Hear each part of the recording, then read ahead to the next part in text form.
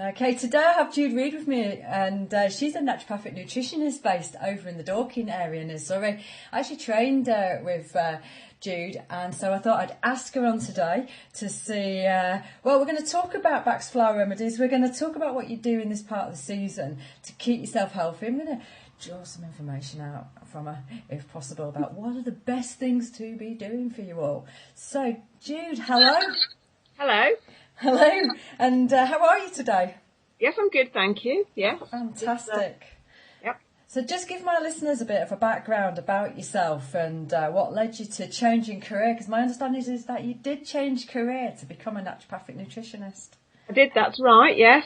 I've actually got 26 years of IT in my background. So the reason why I actually changed career is because I suppose like a lot of people who get into alternative therapies, I was actually ill myself. So in my mid-20s, I had ME, and it was a bit of a shock to the system because I'd never been ill in my life before. I'd never had any childhood illnesses or anything like that. And I went to a doctor, no hope there.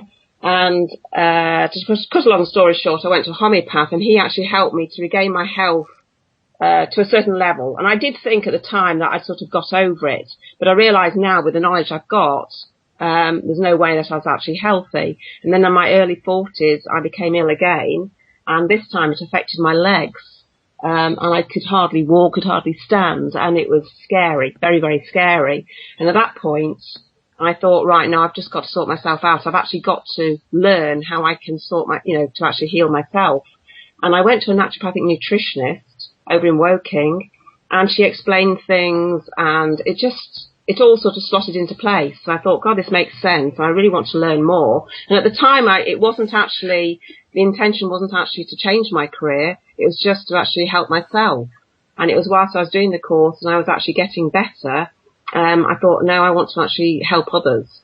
And that's when I qualified. And then I actually joined the course that you did as well. That's when I met you. And the rest is history. And I did sort of part-time with IT, and part-time this, and then 3 years ago I went full-time doing it. So that's my sort of story, how I got into it. I didn't realise you had ME actually. Oh, right. So much of the medical establishment really don't know what to do with that at all.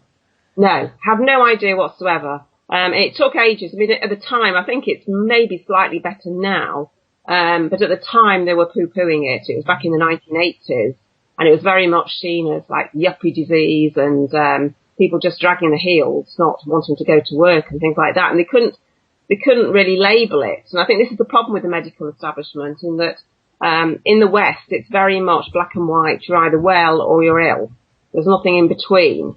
And because they couldn't label it, I mean, I was told all sorts of stupid things like, to get on with life, just to go on, carry on working. And I just drove myself into the ground. But there is very much a lack of understanding about it, because it almost defies normal sort of diagnosis, really. But I think there are a lot of people who suffer because of that, and they don't get the full support that they could get. Definitely.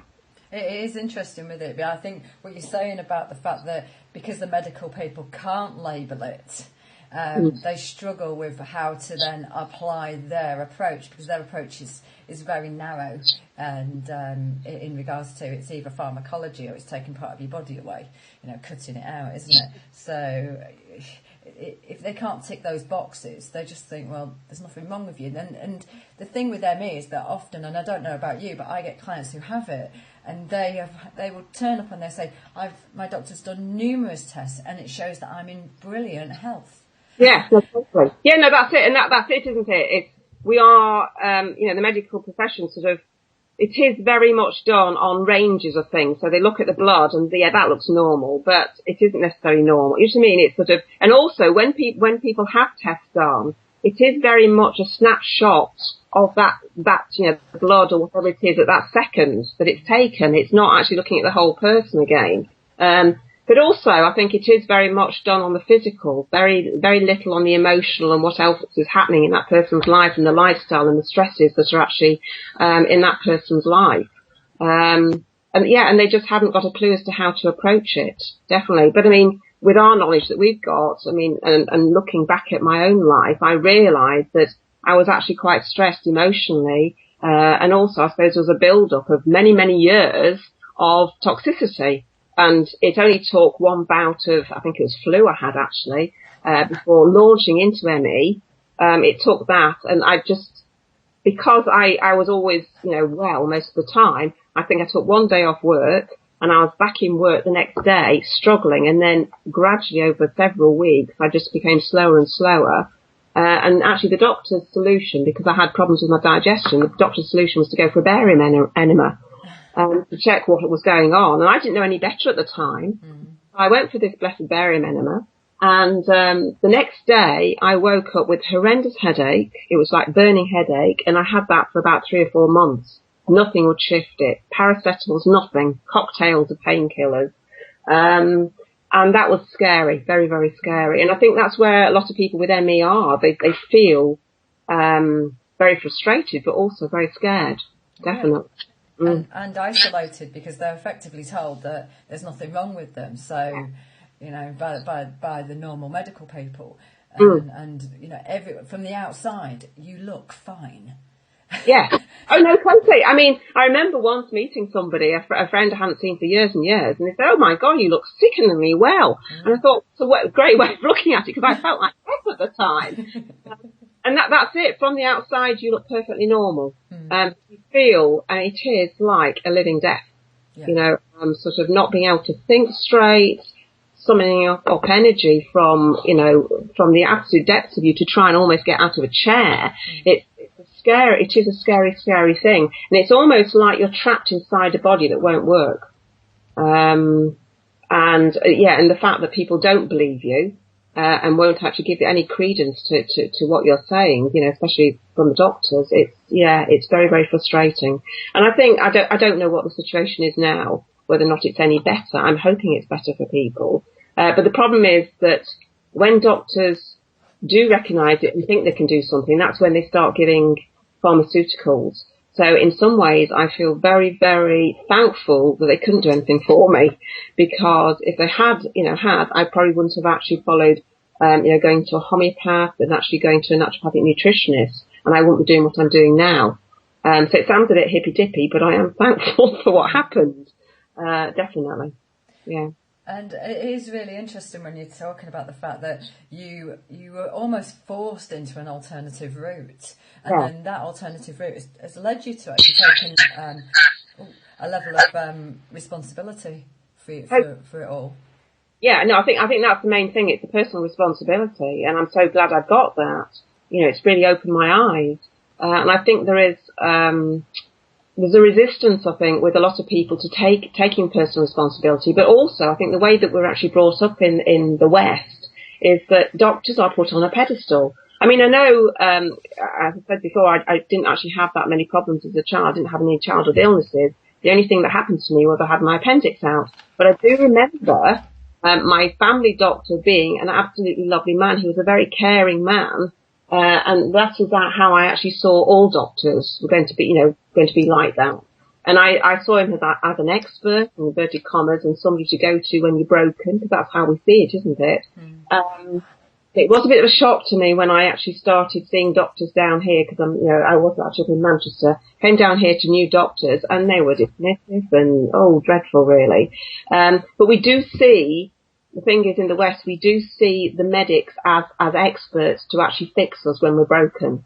And we don't actually think, just a minute, is there anything I can do myself, or join the dots, is there something I've done which is actually making me feel like I'm feeling today? I think that's a very strong thing. And I think that's what I find with my clients. What I'm trying to do is to actually teach them, really telling them show them the link between what they're eating and actually how they're feeling. There is a very, very strong link, but very few people recognise that. On a day basis, definitely. And one of the questions I was going to ask you, just to confirm the difference between the two of us really and how we're working, is what is your perspective of what a naturopath is? Oh, good question. Right, a naturopath. I mean, I think the main thing with a naturopath is we do actually see things a lot more holistically than, say, a normal nutritionist. I mean, we believe that we're part of nature, And so we should be obeying the natural laws. So, I mean, a lot of naturopathy, I'd say, is just common sense. It's stuff that my mother would have told me to do when I was a youngster and didn't listen to her. How true is that? She told me to eat my greens, and I hate to say it, my mother was right. Wear a hat in the winter, you know, that you want to off your hairstyle or whatever. And pull your vest down pull your vest down and tuck it in your pants. She was right. How uncool is that, Jude? But quite frankly, nowadays I've got 2 vests on and a jumper. Well, I always have things around my waist. I usually put some sort of like a scarf around my waist after I go out, just to keep it warm. But yeah, so it's stuff that my mum would say, and it's stuff that my grandmother probably would have been, you know, would have just done as a matter of course, you know, a lot of naturopathy. So, you know, it's common sense. So, for instance, like going to bed early, you know, sleeping when it's dark, that's when the body's cleansing. But I think the problem is that nowadays we are so far removed from it because, you know, Mother Nature's given us this bounty of, you know, lovely food, clean water, and what we've done systematically over the past 50, probably 100 years now, we've actually polluted it. So we are far removed from actually what is natural. And a lot of people sort of rely on lots of stimulants like cigarettes and alcohol and caffeine on a regular basis. And again, that puts a strain on the body. And that goes against natural laws because we should be obeying those natural laws, really. And I think with naturopathy as well, we use techniques. So the key thing, I think, with naturopathy is we are trying to encourage a flow through the body. So that flow in and out of the cells, you know, so we're taking in nutrients and fresh water, and we're actually getting rid of toxins because the body naturally wants to detox. And so what we can do is to actually introduce naturopathic techniques, things like skin brushing and enemas and things like that, which help the body with that flow. And I think that's one of the key differences between us and, say, you know, a normal nutritionist. So those, I would say, are the main sort of ideas. Oh, I suppose also we use food therapeutically.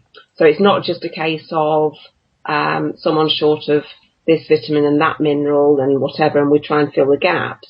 But it's actually using food in a sort of soothing way as well. So we use a lot of things for helping to soothe the digestive tract. So again, it's a sort of therapeutic, it's a support mechanism as well. So that's how I would see a naturopath. I also see myself as an educator and a coach. I don't know about you, Jude, but I see myself very much, it is that whole reminding people of where they should be and why they should be there. So I don't just act as a nutritionist, like you say, and give just supplements to fill a gap. I will explain in detail the physiology of what I'm seeing and why the body is reacting in the way it is and what's happened over the years and the build-up of it. Because that way I then get buy-in and it doesn't just act telepathically. No, I agree. And I think it is a bit of a shock to people actually when they come and see me, because a lot of people do come expecting a magic pill. So they treat me like they would a doctor, you know, but can you give me X to sort this problem out that is actually I've been building up for the past 20 years. Work that way. So I agree with you. Yes, I see myself very much as an educator, and talking not just about nutrition, but also lifestyle and all sorts of things. So at the weekend, I was actually running an introduction to naturopathic nutrition. I do a little workshop over a weekend. And as part of that, I wasn't just talking about the foods and why we should be eating this and not eating that, but also looking at just general things, as to how we can, minimize toxins going into the body. So, for instance, all these, energy-saving light bulbs that are supposed to be absolutely fantastic and which are actually quite toxic. Mercury. Yes, and we also have the EMS, very strong with those. Absolutely crazy. So, there were a few sort of, oh really, on the course. So it's looking at everything really. It's looking at a very holistic, level. But I definitely agree with the educating, because I think with educating someone, you're empowering them, and with empowering them, you're actually taking the fear out of what's actually happening with them. And I think that's very, very strong. And this is what I said earlier on about when I had ME. I was really scared. I mean, I think the overriding emotion actually was petrified, especially when my legs went, because I was scared that I was going to lose my independence and wouldn't be able to do all the things I absolutely love doing. And And when you're in that state, you can't heal because the body's either going to be in a sort of stress and fear state, or it's going to be repairing and healing. And so until you can actually switch that fear off, there's no chance that the person can actually start the healing process. So I think when you can explain, and as you say, you're actually explaining the physiology and actually what's going on with them, how it's actually built up, they get a sort of realization that actually they can do something about it. Because I think before that, they feel very much like a victim. You know, it's happened to them and they can't do anything. And that's how I felt when I first had ME. I thought, why me? And, you know, sort of, it just didn't feel very fair, and I felt very much like a victim. And I think when you can take that from someone and actually give them the, you know, the empowerment, so they feel that they can actually go away and do something by changing their diet or by changing their way they think about things, it's amazing. It can make such a huge difference. And I know it made a huge difference to me when I went to see my naturopathic nutritionist. So I imagine, like I do, you take really long case histories. Yes. They seem to go on forever and ever. Yes, I mean, when I see someone, I sort of sit with them for about 2 hours to begin with, and I am taking a very detailed case history. So what's happening with, you know, what the key issue is, obviously, what's bothering them at the moment, and then looking at them from top to tail, to any other things happening. And then I might not take the full family history and their history in the first session, but I will catch up with that probably in a second session. But it's useful to have, because then you can actually see how it's built up, and then you can feed that back to them and pretty much sort of reinterpret their story to them, so they can actually understand why they feel, you know, why they've got a constant headache or why they're feeling like death. So it is important, definitely. Yeah. And do you? I imagine that by doing that, you're very similar to myself in regards to how you can track. Definitely. Yeah, because you can see different stresses in somebody's life and how that, you know, as I say, that sort of affects their body's ability to actually cleanse. But also, you know, perhaps if they've been drinking heavily as a teenager or smoking, then you can start seeing deficiencies coming in. Well, they're adding toxins to the body for starters, but also they're actually depleting their body of certain nutrients. So it's a sort of a balance, you know, looking at sort of how toxins are being added or sort of subtracted from that person's life, and how they're actually depleting their reserves. And also, you know, I mean, I'd say the theme going through most people is, you know, huge emotional stresses somewhere along the way, and it keep coming up, definitely. Now, can you just explain Herring's rule of law for me? Oh, right, okay. For the audience. Well, Herring's cure of law. Herring, Constantine Herring, he was actually a homeopath, and that's how homeopaths actually see healing. And that is, as we heal, I've got to get this the right way now, symptoms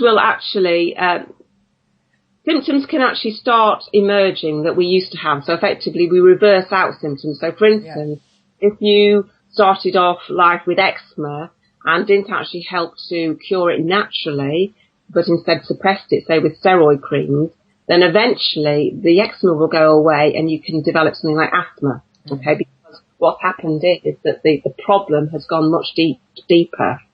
So if someone presents with asthma, if you are then actually healing naturally, according to Herring, what can happen is that the symptoms will reverse. So eventually the asthma will heal, but what will come out then is the eczema.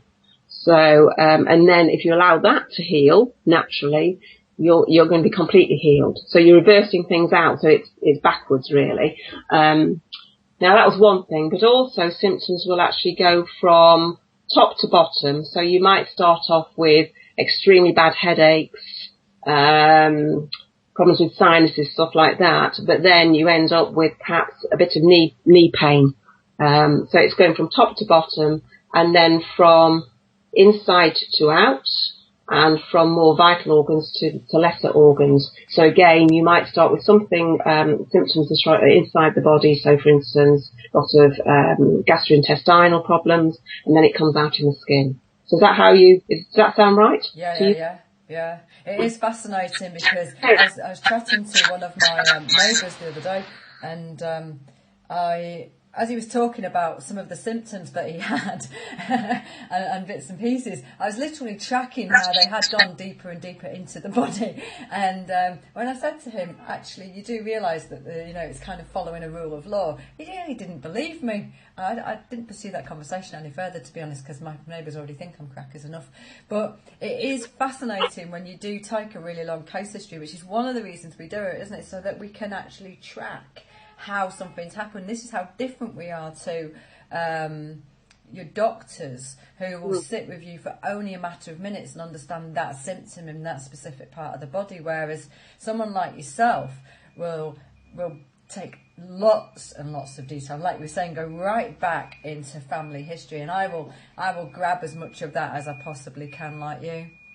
Yeah, I think it's important to know anyway, because as someone heals, okay, there, whatever might start, going away, but something from the past might come up, and you've got to be ready for it, so that you can actually almost warn them. You know what I mean? It's not so scary then when they suddenly come out with this skin rash that they thought they got rid of. Oh my God, I'm going, and so they think, people have said this, I'm going backwards. That's okay, but they see it as a bad thing, and it's not.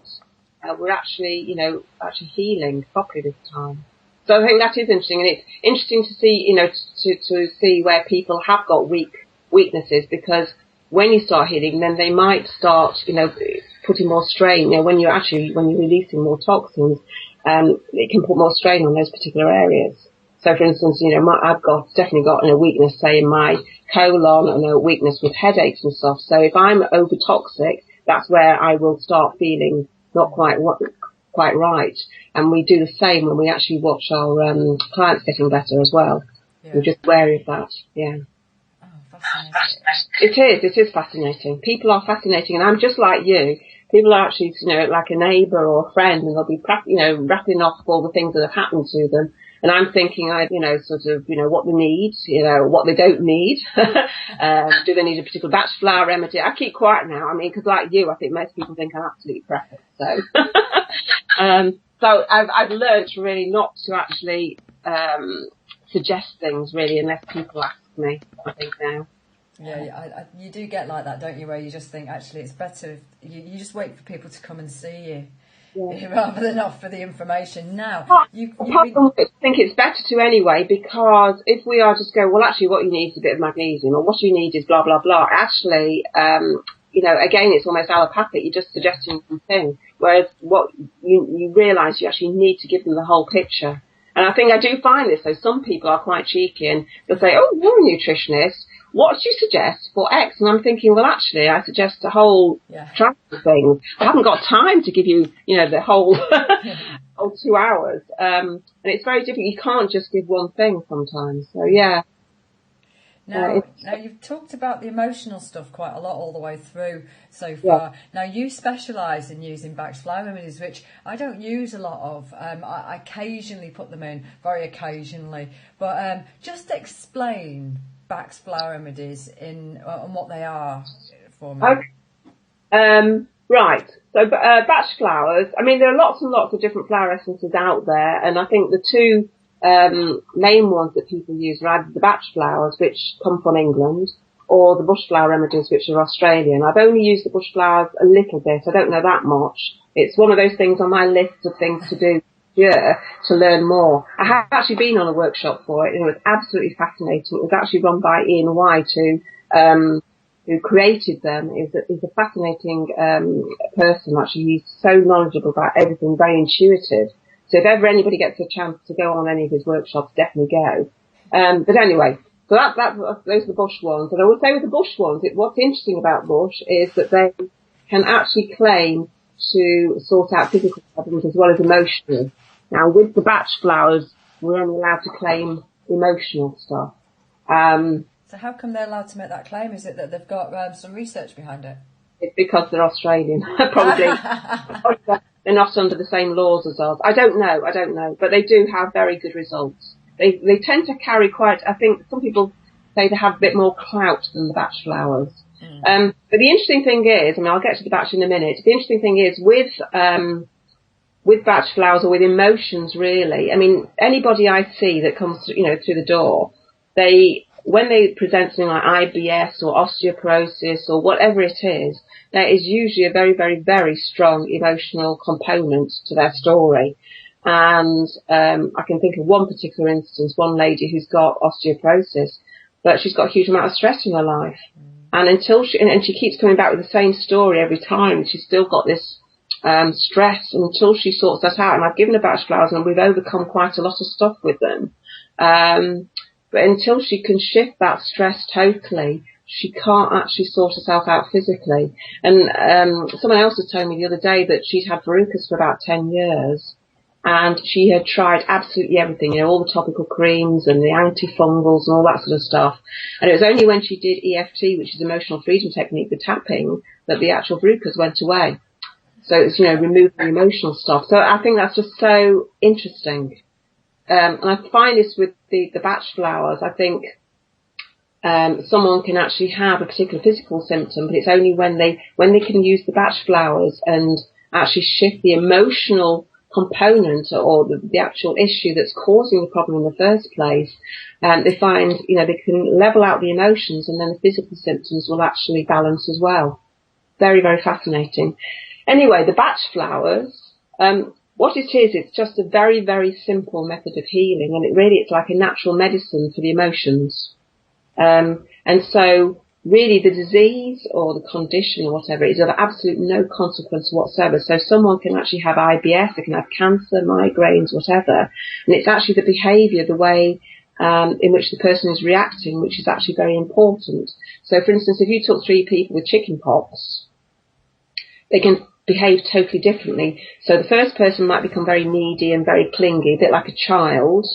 Second one can put on a very brave face and might be in great discomfort, but they put on a brave face and joke about it.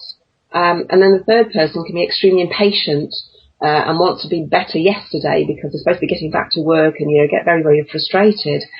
And those 3 would actually be like chicory, agrimony, and impatiens. Those are the 3 batch flowers you'd give to them. So in a similar way, though, the people with the same personality won't necessarily come down with the same disease, but they'll have the same behaviours. And so the important thing here is it's the emotional and mental characteristics that are the key. And what Dr. Batch said, really, I mean, can I just tell you a little bit about Dr. Batch? Please do. It's one of my questions. Who is Dr. Batch? Who is Dr. Batch? Well, he is, I mean, flower essences, he didn't actually create flower essences. Flower essences have been used for absolute centuries. But he is seen really as the father of modern flower essences. And he was born in 1886. He was actually born near Birmingham. And his father was, he owned a brass foundry. And so Dr. Batch was actually destined to work there. But from a very early age, he was very interested in nature. He wanted to be a doctor, and he was a very keen observer of his fellow men, even from an early age. And when he left school, he actually did an apprenticeship with his father, or started, and he would actually observe the fellow workers and see how they would get ill and how orthodox medicine wasn't actually doing much for them. But he wanted to help them, and his father was actually very good. He allowed, it was Edward Batch, to go and train as a doctor. And so he qualified in 1912 and he started practicing in London, actually had a Harley Street clinic, quite amazing, had a very, very busy practice. But from an early age, really, he was seeing how orthodox medicine wasn't really doing what it was meant to do. It's interesting because around the sort of turn of the 19th to 20th century, that's when medicine was actually going towards more immunology and vaccines. And they were at the forefront of medical thinking and research, so they were seen as the answer to everything. And if we think about vaccines nowadays, we think they're like the kiss of death. But at the stage where Dr. Batch was, it was very much that was going to be the answer to everything. And that's the area that he specialised in to begin with. So he became a pathologist and a bacteriologist, and he actually worked with vaccines, and he did a lot of pioneering work linking particular bacteria in the colon with particular diseases, and he actually formulated quite a few vaccines from there. So that's where he started off. And And then in about 1917, he had a major breakdown. He was a very hard worker. He did a lot of research. He did a lot of seeing of clients. And so his health suffered as a result of it. He had a breakdown and actually ended up with, I don't know, some sort of hemorrhage, had to be operated on, and he was actually only given 3 months to live. And he was a bit of a stubborn thing, because as soon as he could walk, he got back to actually working. He was determined to finish his research, and within 3 months, he was actually perfectly okay again. He'd sort of sorted himself out. Now, around this time, he started working at the London Homeopathic Hospital, and again in the same sort of line, but there he came in contact with the teachings or the writings of Samuel Hahnemann, who is the father of homeopathy. I don't know, have you had any homeopaths on your show yet, Debbie? Oh, there's an opening. You need to find a homeopath that will talk to you. I mean, it's just a fascinating area. But what that did was to nudge him in his research in a completely new direction. And effectively, Hahnemann, well, homeopathy is based really on you don't look at symptoms, you're looking at the person as a whole. So you're treating the patient, and that's actually how Dr. Batch felt that we should be doing stuff. He, as I say, he was a very keen observer of men, and he'd already seen that, like in a hospital ward of I don't know how many people, all with the same disease, they would actually have different behaviours and would actually be reacting differently to their condition, and actually how they were behaving would actually have a very strong influence on the prognosis, which is quite interesting. Anyway, 1928, that was really a crossroads for Batch, when he started changing the way he was working. And just to put it in context, Alexander Fleming in the same year actually discovered penicillin. And that was the year where Batch was actually sketching out the first of his flower essences, and I'll talk about those in a minute. But really, a lot of this was coming about because he was dissatisfied with orthodox medicine. Sounds very familiar, doesn't it? He was becoming more in tune with homeopathic thinking, but also he was getting more in tune with his intuition, which was very, very strong. And in that year, he had an intuition to go to Wales, and that's where he discovered the first 2 of his flower essences, and then he found the 3rd one later on that year, and he started using them in his practice, Harley Street practice. He got some really good results, and that really encouraged him to actually abandon everything. So in 1930, he decided, right, that was it. He would actually turn his back on Harley Street and on London. He would actually go and live elsewhere, and he would actually pursue these flower essences in this completely different way of actually curing or healing people. And if you think about it, it was just an incredible thing to do. I mean, he had a very, very busy practice. It was very well thought of. A lot of his friends tried to dissuade him from doing this, but he was determined, absolutely determined. And as a result, we've got these 38 absolutely beautiful flower essences, remedies, and he finished off, I think it was 1935, he actually found Sweet Chestnut, which was his last one, which is actually quite apt because that's known as the dark soul of the night. Oh, dark night of the soul, sorry, the wrong way round. Which is where people are completely full of despair, can't see any end in sight, really. And he died actually 1 year after that. So having completed his life's work, really. He was only 50, very sad actually, he was so young, but he had completed so much in that time. So that's Dr. Batch. So quite an incredible man, very intuitive. And the philosophy behind the flower essences is very much that he believed that disease results from a conflict between our higher and our lower selves, or mortal selves. And our higher selves are basically our spirit, our soul, our higher minds. Our lower self or mortal self is where we've got our physical, emotional, mental, our personality. And when those are out of sync, that's when we actually become unhealthy. And along the same lines, really, he believed very much that we've all got a spiritual purpose in life. And when we're out of sync with that, that's when we get that imbalance and that illness. And this can come about because of a strong influence from other people. So perhaps we've got a parent who, wants us to, like you get stories, don't you, where a son is very interested in becoming, I don't know, an artist, but his father's a a doctor, so he wants him to become a doctor, so he forces his son to become a doctor. And that's totally out of sync with what the son and what his actual life's purpose is, to be an artist. But also, our moods and fears can actually stop us from following our life's purpose. So, for instance, something's actually happened as a child, so we're left quite fearful about something, and therefore we don't dare try new things, or we stay in the same humdrum job because we just daren't move. And I found that myself. I mean, I said earlier on, I've been in IT for 26 years, and most of that time I didn't like it. I knew that I wasn't in the right place, but I didn't know what I wanted to do. And most of that time I was ill. I had my ME, and there's it's no sort of coincidence that those two were happening, really. So the idea of the essences is to actually rebalance us emotionally and give us a sense of well-being. And it brings us back to being able to actually get back on our path and what we're meant to be, what we're meant to be doing.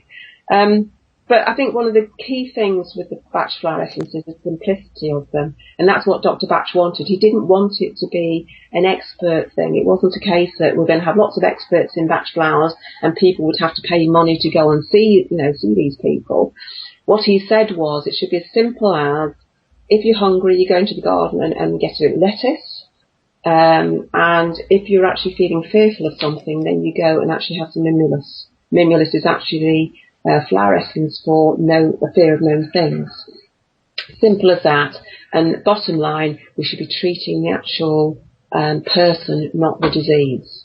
So it was a very, very simple philosophy. Very, very simple philosophy.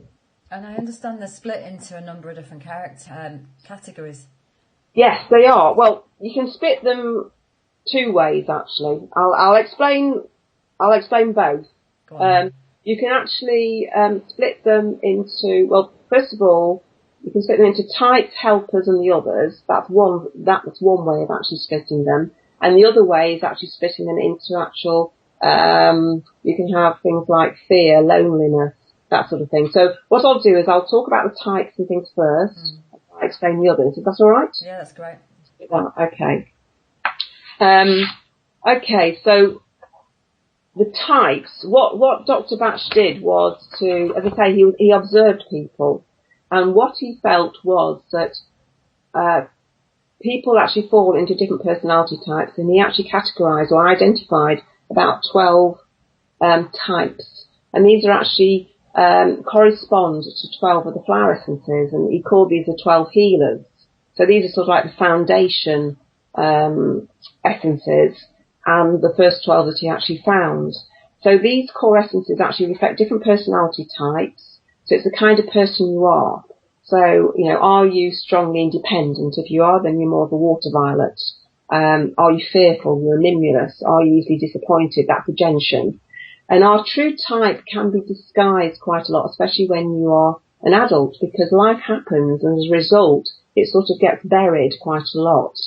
And it's a good way of recognising these is actually when you're ill, because when you're ill, all your defences are down, and you tend to behave like you did as a child almost. Also, if you're under pressure, got a lot of stress on, you tend to actually react as you would, as your core personality would. And also sometimes if you look back to how you were as a child, that's quite useful. That shows you what your true sort of type is. So those are the types. Then you've got what we call the 7 helpers. And these are here really because life happens to us. So often we adapt. So it's really like a learned behaviour as a result of a life experience. So these tend to overlay or mask the actual type, the true personality. So for instance, something like where someone's had a chronic long-term illness and the disease has almost become part of the person, they can actually get this very hopeless feeling that nothing will ever help. There's no light at the end of the tunnel. And that's what you call the gorse state. So you'd actually give them gorse. It could be that we've learnt particular behaviour or fallen into a particular habit.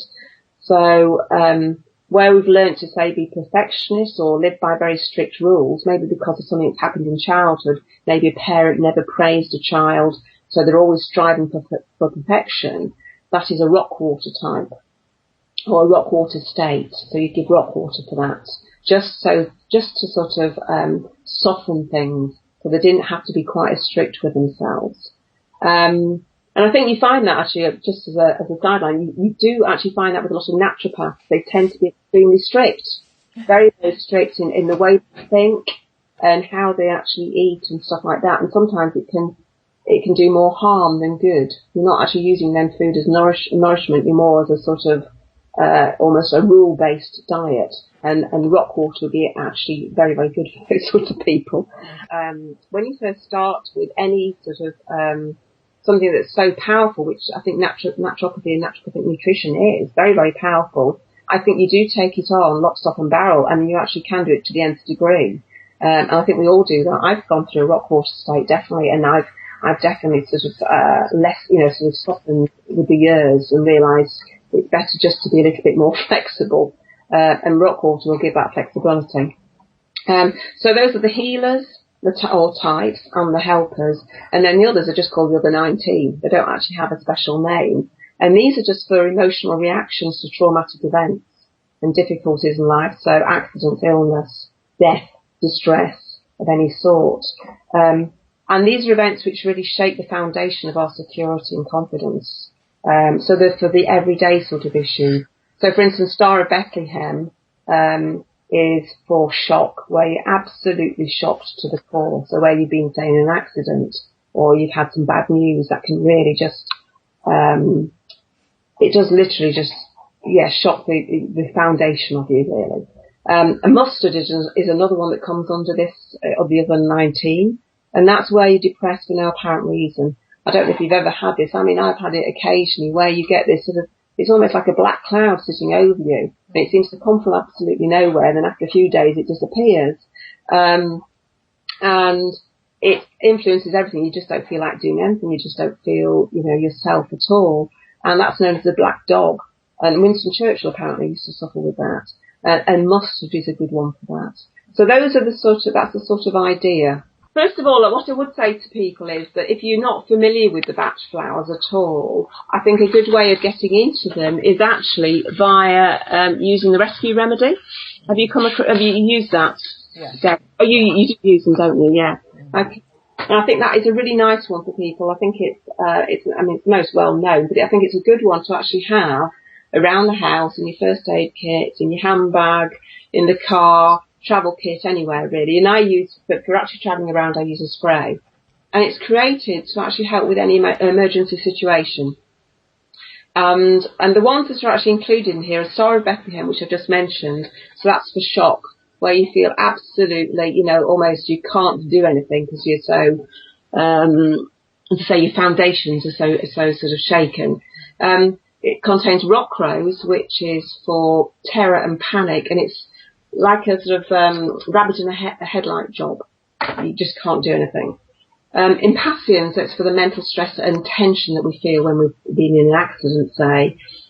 Cherry plums there, that's for desperation. When you feel you're going to lose it, you're going to get hysterical. That is cherry plum. And then the last one that's used is clematis.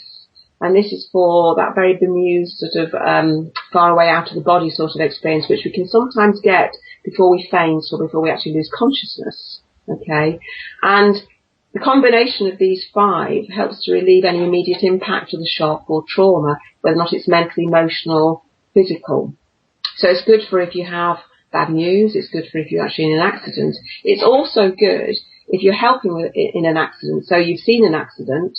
Okay, so you could be just an onlooker watching what's happening, or you could actually be helping. So actually rescue remedy is good for everybody, because I think the shock, sort of permeates everybody that's around, really.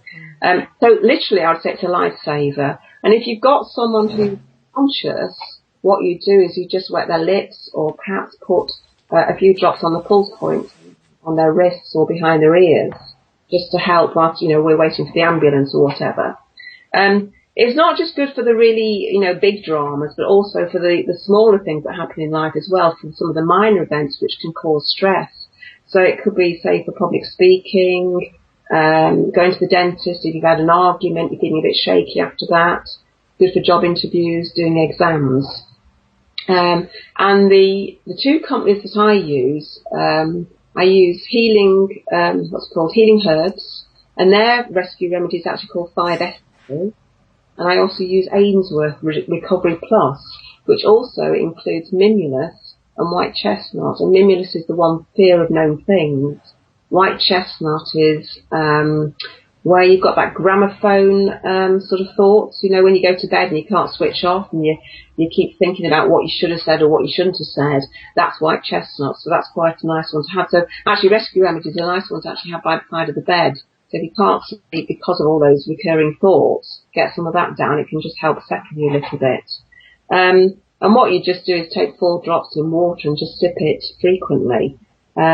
What I would say though is, I mean, that's a good start of a 10 having rescue remedy, but if you find that you're using it on a regular basis, it's probably a sign that you need to start looking a little bit deeper and looking at the whole range of the 38 essences to see which ones would actually suit you better.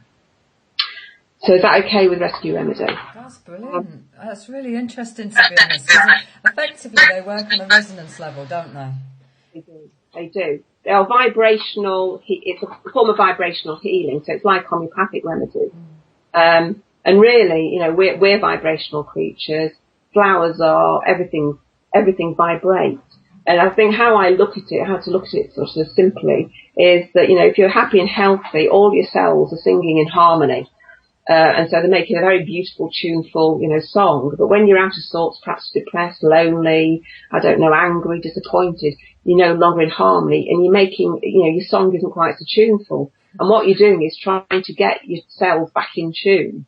And I think the flowers really have their own, I suppose, I'm trying to think of good words for these, like essence. You know, they've got their own essence, they've got their own signature, their own song, their own spirit really. And we use those to bring us back into harmony. So when you actually have a vibrational remedy, like a batch flower essence, the water is actually imprinted with the essence or the signature of that flower, and that can actually treat a particular emotional disharmony in you. So it brings you back in tune. And what was lovely about Dr. Batch was he developed such an incredible sensitivity to these subtle energies. So he was able to effectively get himself into a particular emotional state and then sense which flowers would actually bring him back into balance. It's really quite amazing. And what I would say is these are perfectly safe to take. So you can take them alongside orthodox medicine if that's what people do. No side effects. And definitely not a placebo, because they have been used on animals, they've been used on children, they've also been used on plants to good effect. You know, so if you transplant I know it sounds crazy, but if you transplant, you know, a plant and it starts looking a bit limp, you probably give it walnut. Walnut is good for transition states. But you could also give it crabapple if it's got, you know, if it seems a little bit diseased, or maybe hornbeam or olive if it seems a little bit wilting. And I've actually used it quite a bit, and it does work. Very, very effective. Very effective indeed. But it's incredible, yeah, because it's getting in at that cellular level. It's just, you know, it's lovely, the vibrations. Very, very powerful. Very powerful. Well, you know, everything is energy. Let's face it. Yeah, and I think that is the future of medicine, really, energy medicine. You know, not just physical, you know, what I said earlier, sort of, the fact that we view our bodies as machines. Because that's, you know, current thinking, isn't it? That's a Western thinking. So, you know, what you said about, you know, we cut bits out, or we, you know, tweak it here and there, or we, put in pharmaceuticals, you know, you're adding chemicals, and it's crazy, really. We're not machines. We're not like cars. No. We are very, very complex creatures that have got emotional, physical, mental, spiritual aspects to us. And the bottom line is we are energy. We are a big blob of space with lots of vibrations. Our cells, you know, and subatomic particles and whatever are vibrating. And that is actually how we can, you know, sort of heal ourselves by actually changing those vibrations. And so, yeah, all the sort of like the flower essences, the essential, the emotional freedom techniques, the Psych K, all that is working on a lot of the energy stuff. And Reiki and, well, acupuncture as well, that's working on energy. So, all incredible stuff, but I'm just hoping that the pendulum will swing at some stage, and that's where, you know, normal medicine will go. We hope. Well, I think it's just more of us have got to do it and just got to be confident doing it. You know, for me, it is about the fact that I'm really focused on every client who comes through my door. I'm really clear with them that I have the philosophy, I teach them how to fish so that they can then go off and do it themselves. So for me, it's about a healer in every home, in that we are all meant to be our own healers. We are all meant to be able to take responsibility and deal with our own health.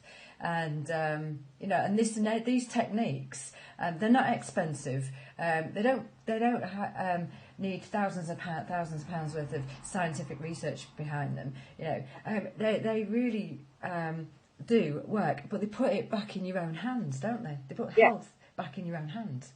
Yeah, and I think that's very, very important. And I just love the fact that I do feel empowered. The fact that our house is just full of all sorts of different bits and bobs, really, that, you know, if we've got a cold or something, you know, if we fall or whatever, we can actually sort of sort ourselves out. We don't feel the need to actually have to go to an expert, in inverted commas, to sort us out. Very, very powerful. And yes, and I would like that for everybody. I think it's very, very important. And it's just like Dr. Batch said, you know, if you're hungry, you go into your garden and get the lettuce. If you're fearful, you do such, you know what I mean? But I think there is a resistance, and also I think there's a bit of a laziness really in people, but also huge fear, because I think with medicine, with Western medicine, it is seen as very much an expert arena, and you've got to have this degree and that degree, and you know, lots of research is being done, so you can't. And also the way they talk to you, I feel is not in very simple terms. So it seems to be a bit, you know, shrouded in mystery, really, a lot of the time. So how can you possibly heal yourself? Because, you know, you haven't got a degree in such and such. And I think that's what I like about what we do, because I think, you know, we both use, like, the cell philosophy, so we actually drill down to the cell and talk to people about what they actually need to make healthy cells. And you don't need a biology degree to actually understand it. We're not talking in, you know, stuff that you'd actually get in a medical textbook. We're talking in very, very simple terms. And I think that's important. I think when people realise, actually, it's not that complicated, it's actually quite simple. I think that's then they can, you know, the fear, again, they lose the fear, and they feel that they can actually take the responsibility. And actually they can dabble a little bit and get a bit of this, that and the other for the house, and actually have it in their sort of toolkit. And as you say, it doesn't have to be that expensive. Definitely not. I mean, obviously supplements can get expensive if you're having a lot of them. But on the whole, just basic, good common sense and just a few bits and bobs here and there, it doesn't actually break the bank. Definitely not. And getting people back to the dashboard of their body and really listening to and watching how their body reacts to things. Because I think that when people truly get in touch with their own body, they really do know then what to do. But most people are very distanced from actually believing their own body signs, I find. You know, they're faster to actually deal with their car than and the lights coming on in their car than they are actually if they if they get pains in a part of their body, just to take a painkiller and suppress it. Yeah, but that's what they've been taught to do, you know, because they would have seen their parents do that, and their peers do that, and if they're at work, you know, they see other people popping pills. And I think this is it. I mean, I remember somebody once saying that, you know, it's,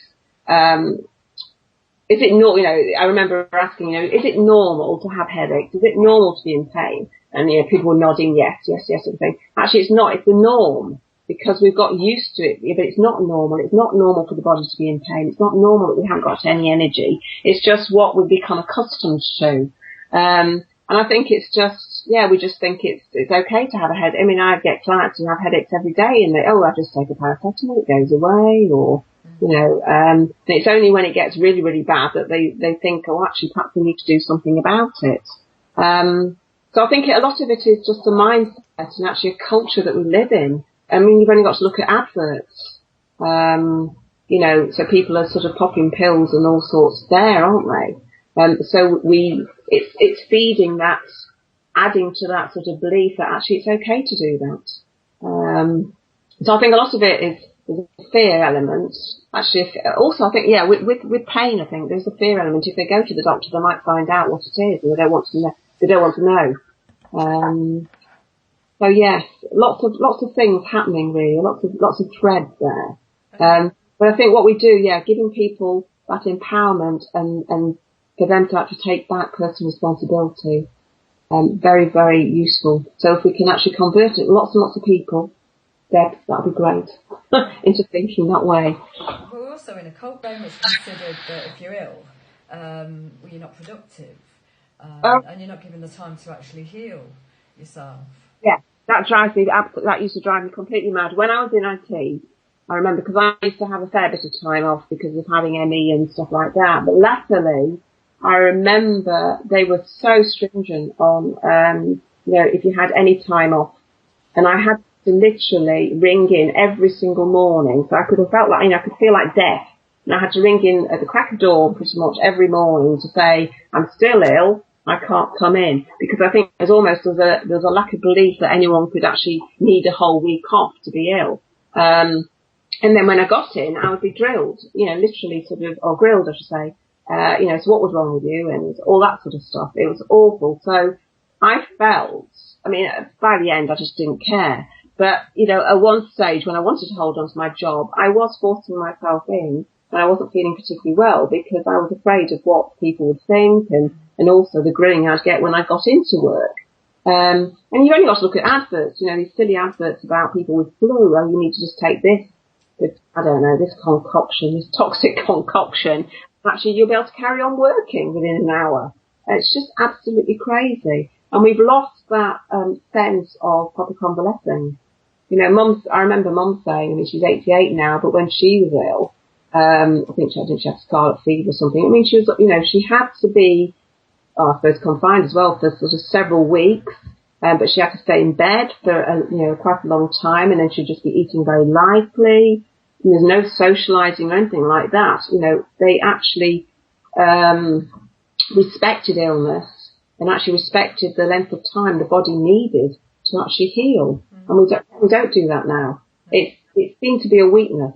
It seems to be a weakness if you take any time off at all. But that just, as we know, that just, especially when you're taking lots of painkillers and Lemsips and heaven knows what else, you are just suppressing those, and things will actually pop up and manifest as something far worse than a cold or flu further on down the line.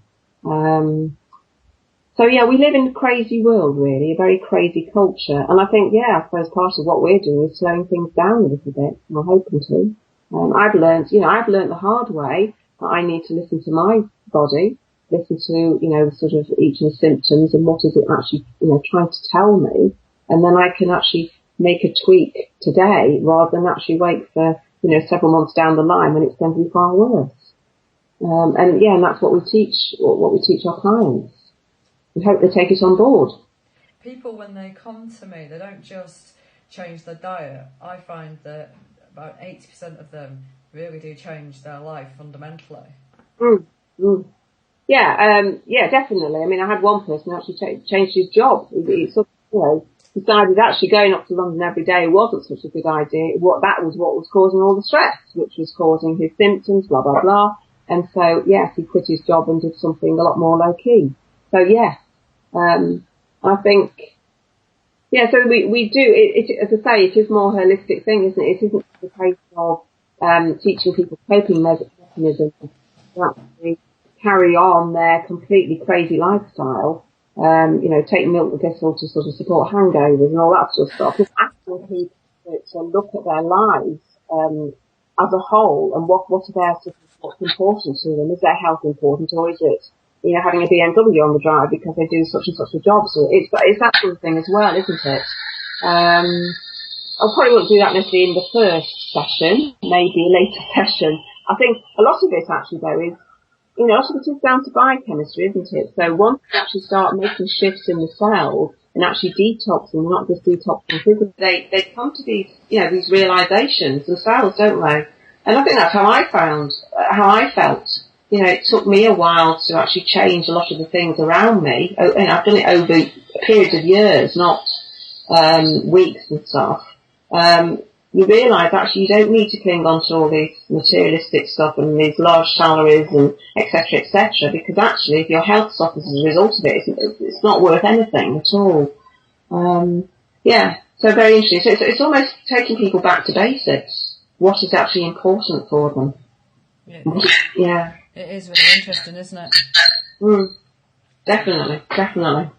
Right, Jude. Well, that's been a fantastic interview with you. And can you tell people how they get in contact with you? Can I just say, did you want to know about the other way of actually looking at the batch flowers, the other categories? Oh, you can do if you want. Because I didn't actually. I just mentioned the types of healers and the healers and the helpers and the others. But another way of just cutting the cake effectively, I'll do it very, very quick, is looking at it.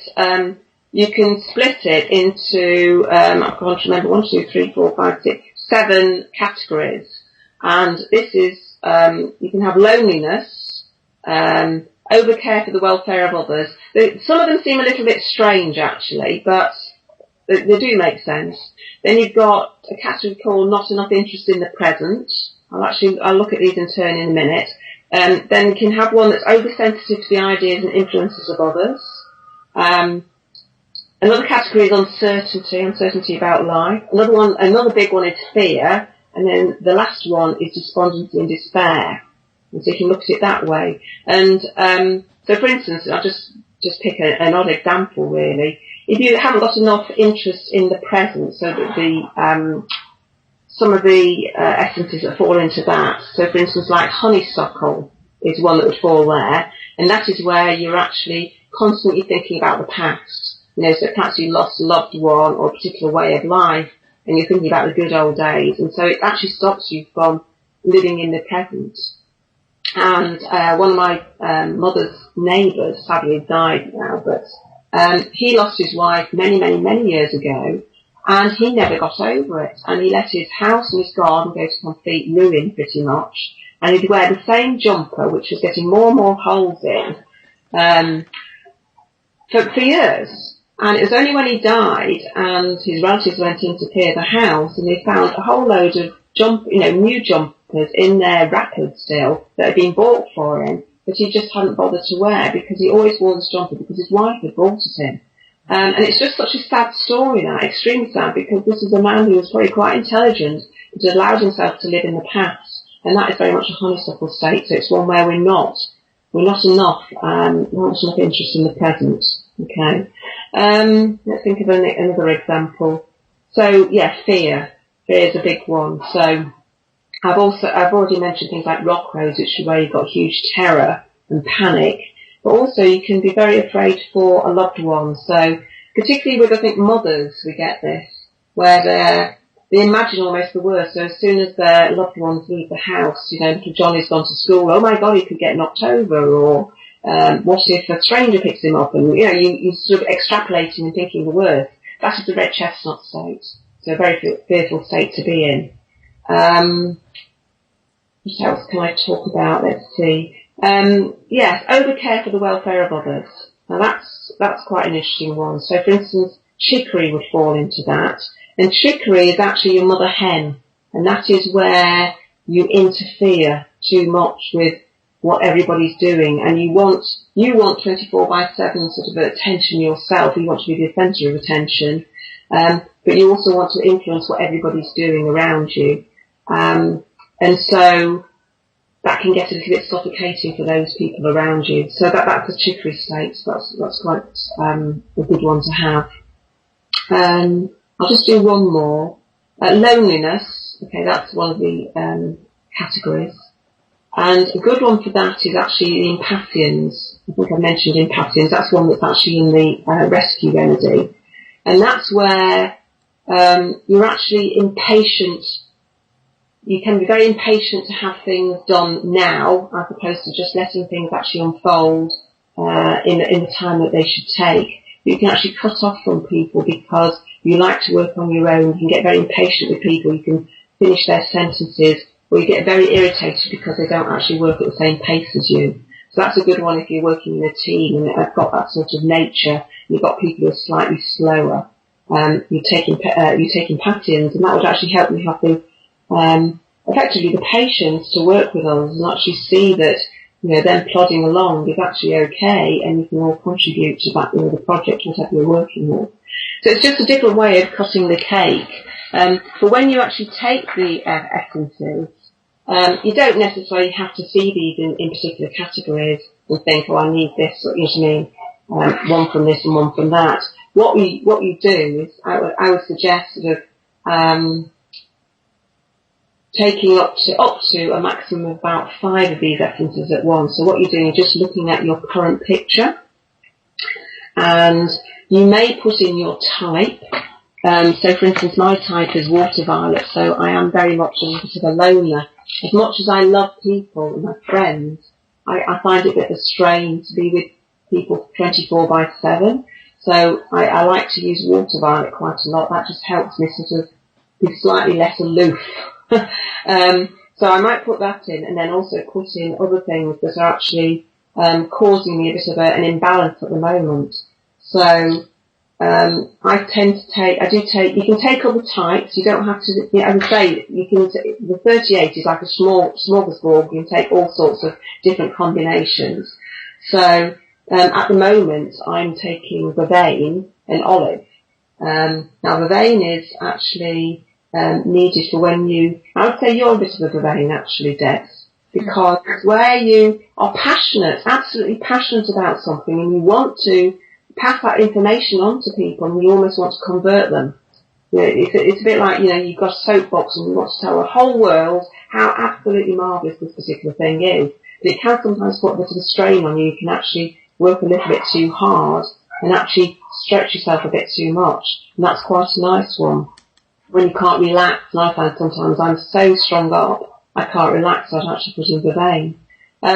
So what you do is you put up to a maximum of 5 essences. What you do is you actually take a dosage bottle. When you buy a set, what you've got is the stock bottles. Okay? So those are at the sort of the high strength. And what you do is you take a dosage bottle, an empty dosage bottle, and you fill it half with water, half with brandy. And then you put in 2 drops of each of the essences that you actually want to use into this. You'd actually use 4 drops of the rescue remedy. That's always the exception. And then you shake it up, label it. It's always a good idea to label it, because I've got various bottles around, so it's good to know which one I'm taking. And then you'd actually just put 4 drops in water and sip it throughout the day. And I would say do that at least 4 times a day. So you get at least 4 dosages in. Some people say put it straight on the tongue. I would say put it in water, because what you're doing is you're transferring that essence, that vibration, that message into every single water molecule in your water bottle or your glass of water. And then when you actually drink it, you're transferring that message again into every single water molecule in your body as well. And it sort of then gets into the cells, which is a lovely way of looking at it. I mean, if you haven't got any water on hand, by all means put it on, straight on your tongue. You can put it in any drink except for alcohol. So if you're having a herbal cup of tea or whatever, you can actually add it to those as well. So it's actually quite flexible. So really you're just looking at your current moods or what's happening with you. And actually in a lifetime, you know, you might home in on certain ones on a regular basis, but I would say you could probably cover all 38 at some stage, because we go through different stages in our life, we experience different things, so we're going to need, you know, and we're going to feel different things. Perhaps we feel a little exposed or not, you know, lacking in confidence, or we feel a bit overwhelmed or fearful at different times, and so it's useful to tap into all of these. So that's how I'd actually take them. Is that okay? That's absolutely brilliant. Good. So, give me 3 key things that you do to keep yourself healthy that my audience could do. Oh gosh, right, okay. 3 key things.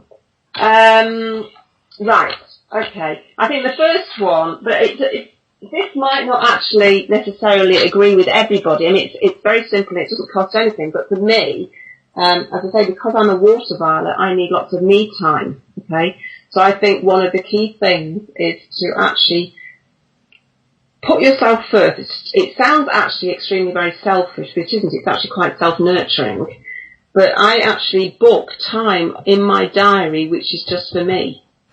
Sounds a bit crazy. Because I think the problem is that if you are very busy, and we all live very, very busy lives, we've all got, either families or, jobs, or perhaps both. We're trying to balance lots of things.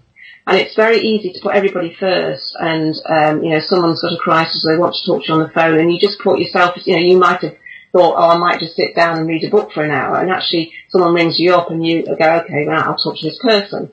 But you're not giving yourself time. So I actually now specifically put time aside for myself, and that actually keeps me quite sane and keeps me healthy. And I know from past experiences, if I allow myself to be swept in a sort of, social whirl, for any length of time, so I'm surrounded by people, or I'm giving a lot of my time away, I can become quite ill. And that's just simply because emotionally I get quite stressed, and then when I'm stressed, obviously the cells aren't cleansing, and then actually I become ill, and that's my body going, actually, you need some time on your own. So I think it's important to do that, and I think that's important for women to do. And when I was on the call, when I was doing the course at the weekend, people were agreeing with me, it's very easy to actually forget yourself, and actually just give all your time to other people. So, actually inking it in, putting it in the calendar, putting it in your diary, and actually it's non-negotiable. That stays there.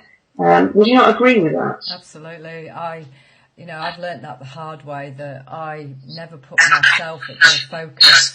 Everybody else and work, and I work myself until I've burnt myself out twice, big style, and that's my big learning in this life, I feel. Yeah, definitely. I think, I suppose, I burnt myself out twice. I think I had the ME, and then I had this thing with my leg. That was, two, I suppose, what some people call the Mack truck, the big accidents almost happening and slapping you in the face and going, just 1 minute, you're not actually looking after yourself. But I do occasionally sort of, you do occasionally sort of fall for this. And like last year, my mother actually fell, and broke her arm. And so I went to pick her up. She's up in Manchester, and brought her back down, and I was looking after her for about 9 weeks. But for the first 2 or 3 weeks, I was in it I allowed myself to be in emergency mode. I needed to have been, I think, the first few days okay, but I let it sustain, to get it sustained, and as a result, I felt absolutely knackered. And then I thought, just a minute, I'm not doing myself any favours here, and I'm not doing my mother any favour, because I'm just feeling very ratty and getting overly tired. And so I just changed my mindset, took some of my batch flowers, and that's important as well. And I think so for anybody who's caring for somebody, that's a very important thing to think about, actually, because we can put our absolute all into that other person at the detriment of ourselves.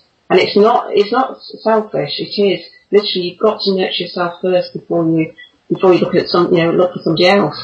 And when you think about it, when you're on a plane, they say, when the oxygen masks come down, you put your own on first, and then you put it on your child or somebody else. And the same should be true of just everyday living, really. So, yeah. So that's my number one. Go on then. Number two? Number two, I use my flower essences. So, I would say find something that can actually support you emotionally, because emotions are a big thing, and with the best will in the world, they can sabotage your best intentions. So just find something that actually suits you, fits into your lifestyle, and something that, you just feel comfortable with. So, I like my batch flowers, but something like the emotional freedom technique, that's fantastic. Tapping, and again, you can just go to someone and learn how to do it, and you can just do it in the privacy of your home, or you can do it whilst you're out, actually. But it's cheap, these are all like cheap things. You don't want to be spending a lot of money, but I think it's useful to have something just to give you that extra support. Fantastic. So that's my number two, I'd say. And number three? Number three, oh gosh, right. Whether or not anybody would like to do this. I do a lot of, what do you call it, like lavaging, nose lavaging. So I actually use urine first thing in the morning. Yeah. I'm saying this actually on radio. I can't believe it. Don't worry, Jude. We have had a whole session on urine therapy. I've got a number of people in the audience who are up for urine therapy, so go ahead. No, sometimes if I feel like, well, I do it every morning now. But it started off because if I got a little bit of a mugginess in my head, or so I could just feel a little bit sinusy. I mean, I don't suffer greatly with sinus problems, but just feel a little bit sort of congested. I actually started snorting or lavaging. It sounds much better to call it lavaging, doesn't it? Urine. So just first morning urine. I just catch it in a small cup, and then I just I cup my hand and put it into my hand, and then just snort it up both of my nostrils, and just let it literally irrigate my nose, and then I can feel it going to the back of my throat. And I find that just clears everything out. I find it's absolutely superb. And it's useful, not just urine, but also you can use things like salt water or warm water. I find if I've been up in London, honestly, just the pollution that gets up your nose and stuff, by doing that, it's just clearing things out.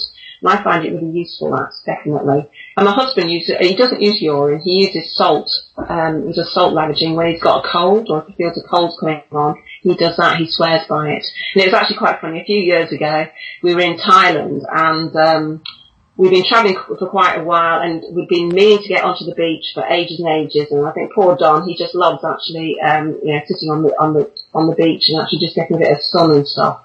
Anyway, eventually we got on the beach after several months travelling, and the first thing we did was to get a cold, poor thing. And there he was, everyone else was out there partying and drinking cocktails and stuff, and he was in his, we were in our room, both snorting salt water. And we just thought it was so funny, sort of being in Thailand, everyone else probably doing drugs and we're snorting salt water. So, I just think it is, a very useful way of just actually decongesting, of actually clearing things out, and, I would definitely swear by it. Absolutely swear by it. Fantastic, Jude. This has been a fantastic interview. Please tell people how they get in contact with you to either have a session or to go on one of your fabulous workshops, your website details, etc., etc. Right, okay, well, I'm based in Dorking, so I work from home most of the time. I can be found on the website at www.judithreid, that's R-E-I-D, nutrition.co.uk. My email is pretty much the same, so that's judithreidnutrition@gmail.com. I'm on Facebook as well, and I've got a blog, which is, I think that's Judith Reid Nutrition, it's called Nature Knows Best, and I do a newsletter as well, on a monthly basis. It's a free one that I send out as an email.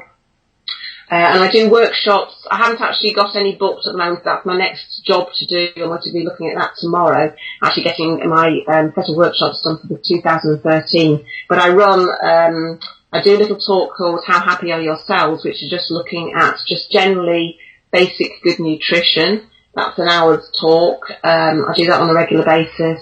I've done a talk on allergies. I'm just doing one on batch flour remedies as well. And then I do a weekend workshop, which is just a very, it's an introduction to naturopathic nutrition. So a lot of the stuff we've been talking about now, but just looking at how we nurture ourselves and how we detox and how we get that balance between those. So that's me. That's absolutely brilliant. Thank you very, very much. You heard it here on TNS Radio that whilst others are snorting drugs, Judith and her husband were snorting urine. So, thank you so much, Jude. I really appreciate you spending the time with me. Well, thank you. I've really enjoyed it. Super.